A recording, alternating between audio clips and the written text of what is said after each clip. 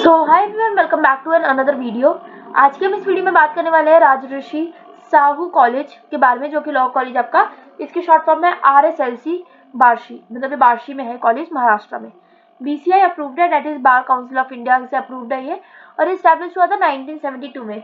Most important thing is कि ये जो लोकेटेड है by the Solapur university and, मतलब ये सोलापुर यूनिवर्सिटी के एरिया में लोकेटेड है, और ये गवर्नमेंट कॉलेज है। और नैक की इसकी जो ग्रेडिंग है थोड़ी कम मिली हुई है, डेट इज C ग्रेड इसको मिला हुआ है by the NAAC.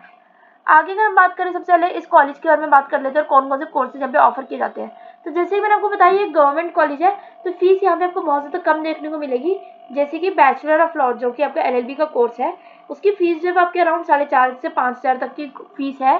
But yes, because fees कम है और गवर्नमेंट कॉलेज है तो बहुत ज़्यादा इसमें कॉम्पिटिशन होता है। तो इस पर्टिकुलर कॉलेज में एडमिशन के लिए आपको महाराष्ट्र का जो CET लॉ का एग्जाम होता है वो देना भी पड़ता है, और अच्छी रैंक लाना बहुत ज़्यादा ज़रूरी होता है, क्योंकि अगर अच्छी रैंक नहीं होगी तो आपको प्राइवेट में तो एडमिशन मिल जाएगा, बट इन टाइप के गवर्नमेंट कॉलेजेस में मिलना मुश्किल रहेगा। तो महाराष्ट्र का आपको CET लॉ का एग्जाम देना है, और उससे पहले उस पर्टिकुलर एग्जाम के लिए एलिजिबल होने के लिए आपको 10+2 में मिनिमम 45% जो एग्रीगेट है वो आनी चाहिए। यहाँ पे जो कोर्स है that is bachelor of law LLB का कोर्स है, जो कि 3 साल का कोर्स रहता है। फीस आपको मैंने बताई दी कि अराउंड 4,500 तक की फीस आपकी 1 साल की होती है। नेक्स्ट एक चीज़ और, अगर जो बच्चे इस समय इस कॉलेज में पढ़ रहे हैं तो वो बच्चे भी अपना रिव्यू वगैरह जो है वो कमेंट्स में बता सकते हैं, क्योंकि आप जो है वो इस समय मतलब पर्टिकुलर उस कॉलेज में पढ़ रहे हो तो आपको ज़्यादा पता होगा अपने कॉलेज के बारे में, कौन कौन सी फैसिलिटीज़ अवेलेबल है, कौन कौन सी फैसिलिटी आपको अच्छी नहीं लगती आपके कॉलेज में, तो उनके बारे में बता सकते हैं, ताकि जो भी आपके जूनियर्स होंगे तो वो भी उनको भी हेल्प हो जाएगी।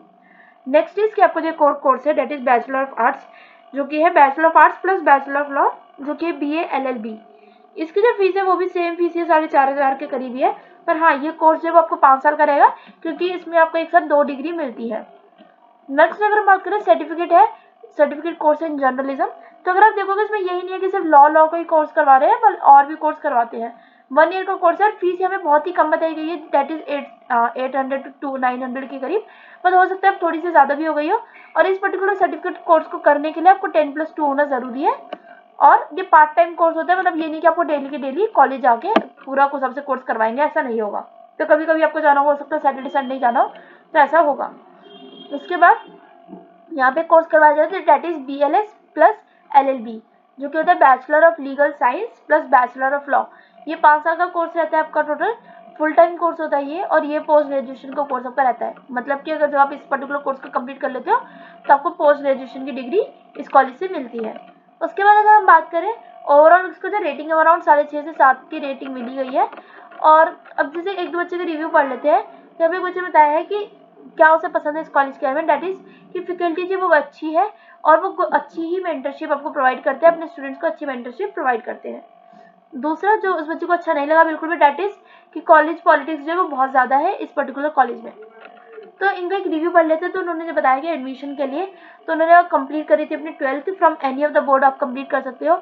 एप्लीकेशन फॉर्म जो है वो आप ले सकते हो ऑफिस से इस कॉलेज के। यस, जो रिजर्वेशन बेनिफिट है वो अवेलेबल है, एंड जो फॉर्म्स है उनके लिए वो सेपरेट अवेलेबल है for the students. Admission process जो बिल्कुल ट्रांसपेरेंट है, पर थोड़ा डिलेड रहता है। उसके अलावा मुझे एक और यहाँ पे कोर्स करिकुलम ओवरव्यू बताया गया है। तो उन्होंने बताया कि कॉलेज जो है वो बहुत ज़्यादा मतलब अच्छे मेंटर्स वगैरह है, यहाँ पे फैकल्टी बहुत ज़्यादा अच्छी है, बहुत ज़्यादा पॉपुलर है अपने एरिया में। दैट इज़ द रीज़न बहुत से बच्चे जो है इस कॉलेज को चूज़ करते हैं। स्टूडेंट्स का रेशियो जो है मेल और फीमेल का वो भी अच्छे प्रोपोर्शन में रहता है, मतलब ये नहीं सिर्फ मेल्स है सिर्फ फीमेल्स है। तो ये कोएड कॉलेज भी है, और जो फैकल्टीज है वो बहुत ज़्यादा अच्छे से क्वालिफाइड है, जो कि प्रोवाइड करती है अच्छी गाइडेंस फॉर द स्टूडेंट्स, और उनका टीचिंग मेथड भी बहुत ज़्यादा अच्छा है, and old school blackboard method ही है। एग्जाम जो जनरली टाइमली कंडक्ट किए जाते हैं, और जो क्वेश्चन है वो भी जनरली ऐसे पूछे जाते हैं जो कि आपने स्टडी वगैरह अगर कर रखी होगी तो you can solve them easily. Class size उन्होंने बताया कि अराउंड 75 के बच्चे के करीब होते हैं, और उनकी जो कोर्स फीस लगी है 15,000 पर ईयर के हिसाब से लगी है। तो वो मैंने आपको बोला कि जब आप एडमिशन ले रहे हो तो एक बार ट्राई करो कि उस पर्टिकुलर कॉलेज में जाके किसी बच्चे से भी पूछ लो कि वहाँ पे प्लेसमेंट फैसिलिटीज वगैरह कैसी है, कॉलेज का इंफ्रास्ट्रक्चर या कॉलेज के टीचर्स वगैरह कैसे हैं, कॉलेज में फैसिलिटीज कैसी है सबसे इंपॉर्टेंट, एंड कॉलेज में जो प्लेसमेंट जो सेल है उसका क्या रोल रहता है, कहाँ तक वो आपको जो है हेल्प करती है। नेक्स्ट अगर हम बात कर लेते हैं, दैट इज कि जो यहाँ पे रिव्यूज वगैरह है वो तो हमने देख लिए हैं। उसके बाद ये है कि कट ऑफ वगैरह जो है हर साल की कितनी कितनी कट ऑफ रही है, और कब कब कट ऑफ आती है जनरली वो आपको बताया गया है। फैसिलिटीज की मैं बात करते हैं, यहाँ पे आपका स्पोर्ट्स कंप्यूटर लाइब्रेरी फैसिलिटीज़ है और लेबोरेटरी वगैरह की फैसिलिटीज़ भी हैं, हॉस्टल फैसिलिटी है, लाइब्रेरी की है, ऑडिटोरियम है, कैफेटेरिया और मेडिकल हॉस्पिटल फैसिलिटीज़ आपके पास अवेलेबल है। और यहाँ पे आपको डीन का नाम बताया गया है और फैकल्टी अगर कितनी है आपके हिसाब से अवेलेबल है वो आपको बताया गया है। इसके अलावा अगर आपके कोई भी क्वेरी हो रिगार्डिंग द कॉलेज तो वो तो आप कमेंट में पूछ ही सकते हैं। और जो बच्चे भी इस कॉलेज में भी पढ़ रहे हैं या फिर पढ़ने का सोच रहे हैं तो जो बच्चे पढ़ रहे हैं तो वो एटलीस्ट अपना रिव्यू दे सकते हैं कमेंट में, ताकि दूसरे बच्चों की भी हेल्प हो सके। और जो बच्चे पढ़ने की सोच रहे हैं तो एटलीस्ट ट्राई करना है जब आप इस कॉलेज में एडमिशन ले रहे हो, एक तो अपनी जो फीस वगैरह है उसका थोड़ा सा पता कर लेना, और दूसरा most important thing is placement facilities कैसी है कॉलेज की उसके बारे में, क्योंकि मेनली कंपनीज कौन कौन सी आती है, कौन सी कंपनीज इंटर्नशिप्स के लिए आती है, कौन सी कंपनीज जो जॉब प्रोफाइल के लिए आती है, ताकि आपको पता रहेगा कि कॉलेज में जो है कितनी हैवी लेवल की कंपनीज आती है, कितनी लोअर लेवल की कंपनीज आती है।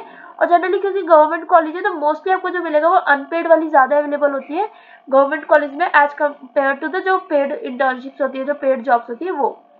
इसी के साथ मिलते हैं अगली वीडियो में। अगर आपको आज की वीडियो इन्फॉर्मेटिव और हेल्पफुल लगी तो वीडियो को लाइक कर देना, चैनल को सब्सक्राइब कर लेना एंड यस बेल आइकन को जरूर प्रेस कर लेना for any of the updates regarding the future updates. And बाकी कोई भी क्वेरी होती है तो आप कमेंट्स में तो पूछ सकते हैं। तब तक के लिए stay safe, stay positive and thanks for watching. Bye bye.